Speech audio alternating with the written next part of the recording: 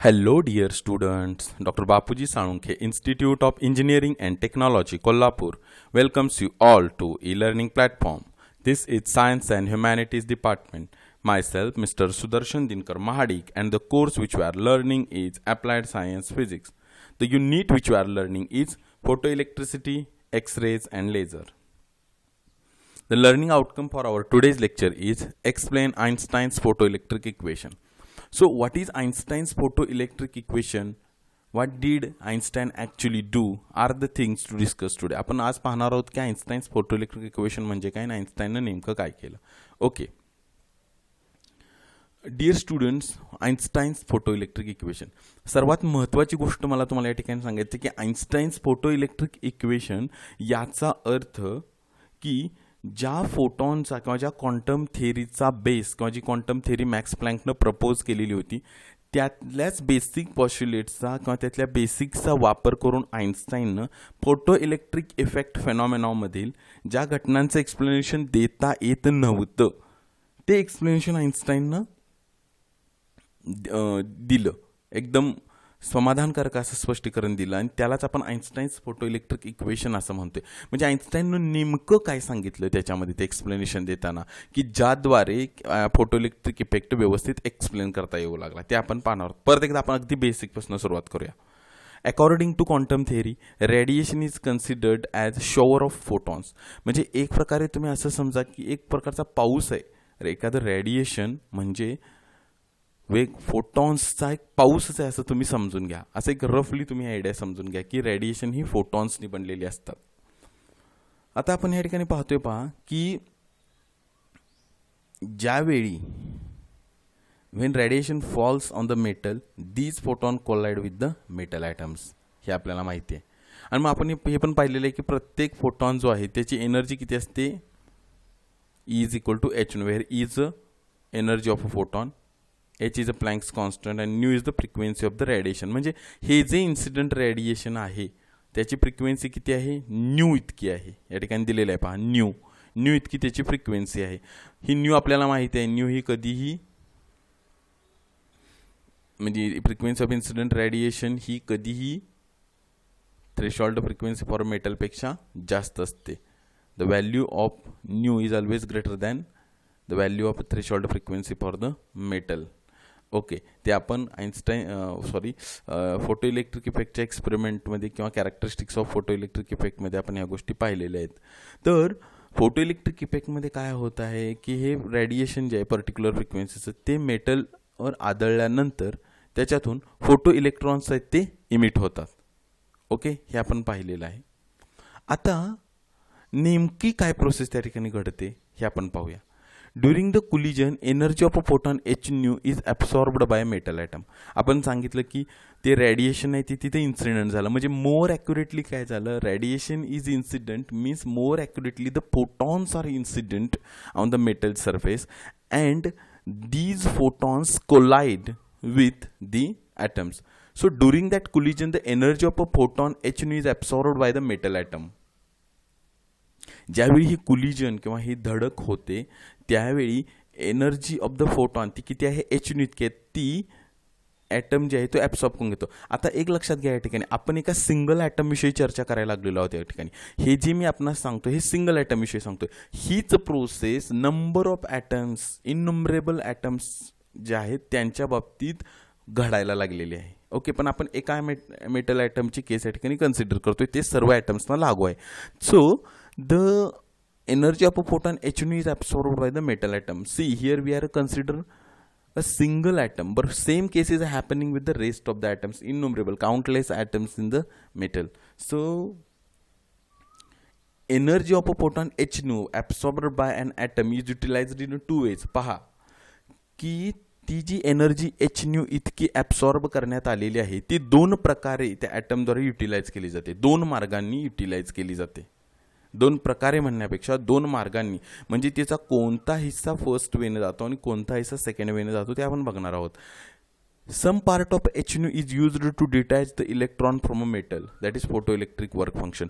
म्हणजे H nu ही जी एनर्जी आहे तिचा सम पार्ट, त्याचा काही भाग हा त्या मेटलमधील ॲटममधील एखादा इलेक्ट्रॉन जो आहे त्याला त्या ॲटमपासून तोडण्यासाठी वापरला जातो.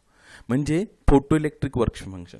Late me remind you what is photo electric work function. Photo electric work function is the minimum energy required to detach the electron from a metal item.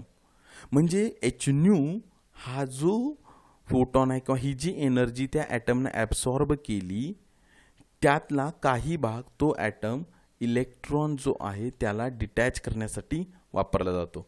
त्या ॲटमने ॲब्सॉर्ब केलेली ही जी एच न्यू एवढी एनर्जी आहे त्यातला थोडा भाग हा त्या ॲटममधील इलेक्ट्रॉनला detach करण्यासाठी वापरला जातो. म्हणजेच photo electric work function omega not. Okay, यासाठी. आणि राहिलेला पार्ट जो आहे the rest part of the energy तो कशासाठी वापरला जातो तर rest part of the energy from h nu is used to give velocity to the electron that is in the form of a kinetic energy. आता हा जो राहिलेला भाग आहे ऊर्जेचा एच न्यू एनर्जी जी आहे ही ह्याचा जो राहिलेला भाग आहे तो वापरला जातो. हा जो डिटॅच केलेला जो इलेक्ट्रॉन आहे ना ज्याला आपण फोटो इलेक्ट्रॉन असं सुद्धा म्हणतोय त्याला वेलॉसिटी देऊन त्याला ॲटमॉस्फिअरमध्ये बाहेर फेकण्यासाठी राहिलेल्या एनर्जीचा वापर केला जातो. म्हणजेच ज्या अर्थी तो इलेक्ट्रॉन एका वेलॉसिटीमध्ये आहे गतीनं चाललाय म्हणजेच त्याची एनर्जी काय आहे ती त्या एनर्जीला आपण म्हणतोय कायनेटिक एनर्जी असं म्हणतोय. म्हणजे पहा की एक फोटॉन त्या ॲटमनं ॲब्सॉर्ब केला आणि त्याची एनर्जी ही 2 पद्धतीमध्ये डिवाइड करून खर्च झाली. ओके, कशी झाली तर पहिला वेळ काय झाला की त्या एच न्यू ही जी एनर्जी होती एच न्यू त्यातला थोडा पार्ट होता तो त्या ॲटममधील इलेक्ट्रॉनला ऑर्बिटमधनं तोडून बाहेर काढण्यासाठी वापरण्यात आला. आणि जो काही एनर्जीचा थोडा भाग म्हणजे एच न्यूचा जो काही थोडा भाग राहिला होता तो राहिलेल्या भागानं त्या तोडलेला जो इलेक्ट्रॉन होता ऑर्बिटमधून त्याला गती देऊन ॲटमॉस्फिअरमध्ये बाहेर फेकण्यासाठी वापरण्यात आला. अशा पद्धतीनं एच न्यू जो आहे जी फोटॉन आहे त्याची एनर्जी आहे ती वापरली गेली. ओके, तेच आता आपण हे जे पाहिलं टेक्स्ट तेच आपण आता मॅथमॅटिकल रूपात पाहणार आहोत. एच न्यू म्हणजे एनर्जी ऑफ द फोटॉन कोणकोणत्या मार्गाने वापरली गेली पहा. H nu is equal to photo electric work function omega naught plus kinetic energy maximum of the photo electron. पहा एच न्यू आपली एनर्जी होती ती 2 प्रकारे 2 भागांमध्ये डिवाइड झाली. एक तर इलेक्ट्रॉनला तोडण्यासाठी ऑर्बिटमधून प्लस तोडलेल्या इलेक्ट्रॉनला गती देण्यासाठी. अशा पद्धतीनं त्याचा आपण खर्च केलेला आहे ती एनर्जी असा त्याचा अर्थ आहे. H nu is equal to omega naught plus 1/2 mv². आता आपणास माहिती आहे की कायनेटिक एनर्जीचा फॉर्म्युला काय आहे 1/2 mv². इथे दिलं आहे पहा आपण तेच मॅथमॅटिकल अरेंजमेंट आहे. फक्त कायनेटिक एनर्जीच्या सूत्रासाठी आपण 1/2 mv² ही टर्म पुट केलेली आहे या ठिकाणी. Where m is a mass of an electron and v is a velocity of an photo electron. m म्हणजे काय आणि v म्हणजे काय त्याचे फिजिकल मिनिंग या ठिकाणी आपण दिले. Where m is mass of an electron and v is velocity of an photo electron. Okay, त्या जो इलेक्ट्रॉन आहे फोटो इलेक्ट्रॉन जो आहे त्याची ही वेलॉसिटी आहे. ओके, आता हेच जे आहे इक्वेशन ते आपण रिअरेंज या ठिकाणी केलेलं आहे. कसं केलेलं आहे तर हे जी फोटो इलेक्ट्रिक वर्क फंक्शनची टर्म आहे ती फक्त आपण इक्वल टू साईनच्या दुसऱ्या अपोजिट साईडला नेलेली आहे.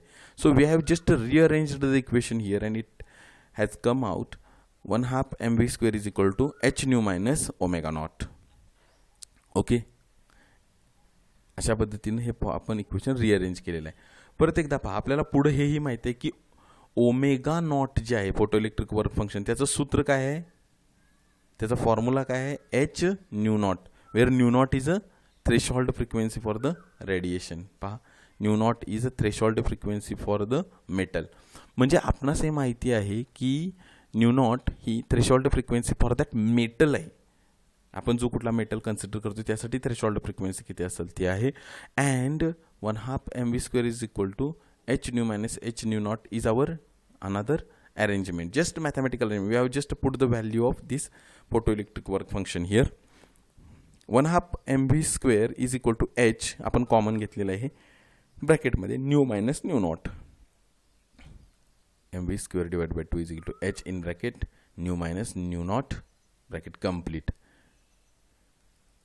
तेच आपण अशा पद्धतीनेही म्हणू शकतो kinetic energy maximum is equal to h nu minus nu nought. So dear students, this is called as a Einstein's photo electric equation. See, हे जे इक्वेशन आहे याला सुद्धा तुम्ही म्हणू शकता आइन्स्टाईन्स फोटो इलेक्ट्रिक इक्वेशन, याला सुद्धा म्हणू शकता आणि याला सुद्धा म्हणू शकता. ओके, सेम इक्वेशन आहेत, फक्त मॅथमॅटिकल अरेंजमेंट्स वेगवेगळ्या या ठिकाणी केलेले आहेत. सर परत एकदा मी तुम्हाला फिजिकल मिनिंग ह्याचं सांगतो. Kinetic energy maximum is the kinetic energy of an ejected photo electron. त्यानंतर h is a Planck's constant. Nu is a frequency of incident radiation, means the radiation which is incident on the metal. And nu nought म्हणजे threshold frequency for that metal. Okay, so you must know these things. So this is all about Einstein's photo electric equation. म्हणजे तुम्हाला एक गोष्ट कळून आली असेल की आइन्स्टाईननं photo electric इफेक्टचं explanation देत असताना वास्तविक काय सांगितलेलं आहे की तो जो फोटॉन ॲब्सॉर्ब केलेला आहे त्याची एनर्जी कशा पद्धतीनं खर्च केली जाते हे सांगण्यात आलं आहे. ते आपण जस्ट आता पाहिलेलं आहे. आता आपण डिफरंट केसेस आहेत ना त्या थोड्याशा पाहूया.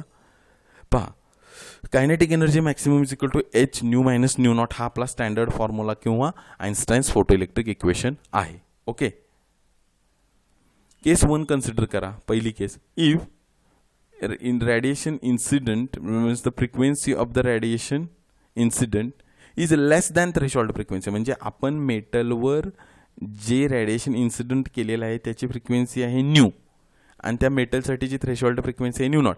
मग आपण इन्सिडेंट केलेली जी फ्रिक्वेन्सीचं रेडिएशन आहे ते जर का थ्रेशोल्ड फ्रिक्वेन्सीपेक्षा त्याची फ्रिक्वेन्सी कमी असेल तर काय घडेल पहा. या फॉर्म्युल्यामध्ये ही जी केस आहे या फॉर्म्युल्याला अप्लाय करायचं आणि काय आपल्याला रिझल्ट मिळतात पहा.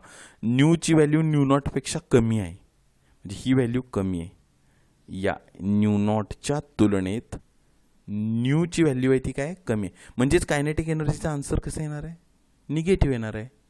The kinetic energy is negative आणि म्हणजेच electrons will not B emitted. तिथं कायनेटिक एनर्जी निगेटिव्ह आहे म्हणजे ॲक्च्युली तिथं त्या ठिकाणी इलेक्ट्रॉन्स इमिशनच झालेलं नाही आहे. ओके, आता सेकंड केस आपण पाहू.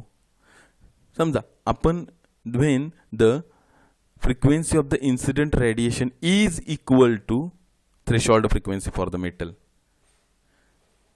Frequency of the incident radiation is equal to threshold frequency of the metal असेल तर ही केस या इक्वेशनला अप्लाय करा बरं आइन्स्टाईन्स फोटो इलेक्ट्रिक इक्वेशनला. म्हणजे न्यू आणि न्यू नॉट इक्वल आहेत म्हणजे काय होणार, nu minus nu naught equal असल्यामुळे ही पूर्ण टर्म झिरो होणार. म्हणजे जे R H is completely zero होणार. म्हणजेच कायनेटिक एनर्जी काय होणार, zero. Means kinetic energy is a zero. Means what की इलेक्ट्रॉन्स इमिट झाले आहेत. इमिशन जस्ट बिगिन्स म्हणजे इमिशन चालू झालेलं आहे, परंतु जी फोटो इलेक्ट्रॉन जे आहेत त्यांना एनर्जी काही नाही आहे, त्यांच्याकडं कायनेटिक एनर्जी काही नाही. ते जस्ट इमिट होऊन ऑर्बिटमधून बाहेर येऊन थांबले आहेत पण त्यांच्याकडे एनर्जी काहीच नाही असा याचा अर्थ आहे. आणि तिसरी case, if nu is greater than nu nought, जर frequency of incident radiation is greater than threshold frequency for a metal असेल तर काय होईल पहा. ही केस अप्लाय करा या आइन्स्टाईन्स फोटो इलेक्ट्रिक इक्वेशनला तर आपल्याला कळून येईल की kinetic energy is positive because ही टर्म आहे ती लार्ज आहे as compare to this term आणि म्हणूनच हे आन्सर जे येणार आहे ते positive. Kinetic energy is positive म्हणजेच इमिशन इज गोईंग ऑन, म्हणजे आता इलेक्ट्रॉन इमिशन चालू आहे. Photo electric effect is taking place instantaneously म्हणजे कंटिन्युअसली एकदम नॉनस्टॉप चालू आहे आणि इलेक्ट्रॉन्स बाहेरसुद्धा ॲटमॉस्फिअरमध्ये फेकले जात आहेत. कायनेटिक एनर्जी पॉझिटिव्ह याचा अर्थ इलेक्ट्रॉन्स आहेत डिटॅच झालेले आणि प्लस ते ॲटमॉस्फिअरमध्ये पण लार्ज वेलॉसिटीनं फेकले जात आहेत. तर अशा ह्या 3 केसेस आहेत आणि एक्झामिनेशनच्या दृष्टिकोनातून सुद्धा हा पार्ट खूपच महत्त्वाचा आहे. Okay, so this is all about Einstein's photo electric equation. Now dear students, let us see some of the numericals. One numerical, the threshold frequency of a metal is 1.12 into 10⁻15 Hz. If a light of a frequency 1.39 into 10⁻15 Hz is made incident on the metal plate, calculate the maximum kinetic energy of the ejected photoelectron. Very straightforward example it has been. काय आहे की तुम्हाला threshold frequency दिलेली आहे मेटलची आणि किती फ्रिक्वेन्सीचं radiation त्याच्यावर incident केलेलं आहे तेही सांगितलेलं आहे आणि फक्त सांगितलेलं आहे की मॅक्सिमम कायनेटिक एनर्जी किती असेल त्या फोटो इलेक्ट्रॉनची सांगा. आइन्स्टाईन्स फोटो इलेक्ट्रिक इक्वेशनचं डायरेक्ट ॲप्लिकेशन, डायरेक्ट याचा फॉर्म्युला तुम्ही इथं वापरू शकता आणि this is so much simple example, nothing complicated here. आणि तुम्ही या पद्धतीनं सॉल्व करू शकता. Let us solve it. Solution बघा, आपणास या ठिकाणी दिलेलं आहे पूर्णपणे की थ्रेशोल्ड फ्रिक्वेन्सी फॉर मेटल या ठिकाणी दिलेलं आहे F0 1.2 into 10⁻15 hertz. Frequency of incident लाईट्सवर दिले आहे 1.39 इंटू 10⁻15 हर्ट्स. पहा इथं आता नोटेशन न्यू नॉटच्या ठिकाणी मी F0 वापरलेलं आहे आणि न्यूच्या ठिकाणी F वापरलेला आहे. तुम्ही वेगवेगळ्या प्रकारचे नोटेशन्स वापरू शकता. ओके, आपल्याला प्लँक्स कॉन्स्टंटची व्हॅल्यू माहिती आहे. जर का एक्झाम्पलमध्ये ती दिली नसेल तर तुम्हाला ती माहीत असली 6.63 into 10⁻34 joule second. Okay, so we know kinetic energy equal to H F minus F0. So put the values and come up with the answer. Kinetic energy of ejected photoelectron is 1.79 into 10⁻19 joule. Okay, in this way you can solve the example. Our next example is, if a light of a wavelength 4000 angstrom is incident on a metal surface of a work function 5 electron volt, will the electrons be ejected or not? आपल्याला काय विचारलेलं आहे पाणी, इथं दोन प्रकारचे terms दिले. आता इथं दिलेलं आहे की डायरेक्ट आपल्याला फ्रिक्वेन्सी ऑफ इन्सिडेंट रेडिएशन न देता त्याची वेवलेंथ दिलेली आहे आणि डायरेक्ट हा आपल्याला इथं थ्रेशोल्ड फ्रिक्वेन्सी न देता फोटो इलेक्ट्रिक वर्क फंक्शन दिले आणि आपल्याला सांगितले की फक्त अशा पद्धतीचं फोटो वर्क फंक्शन आहे, अशा प्रकारची लाईट इन्सिडेंट केलं तर इलेक्ट्रॉन इमिट होतील का नाही सांगितलंय.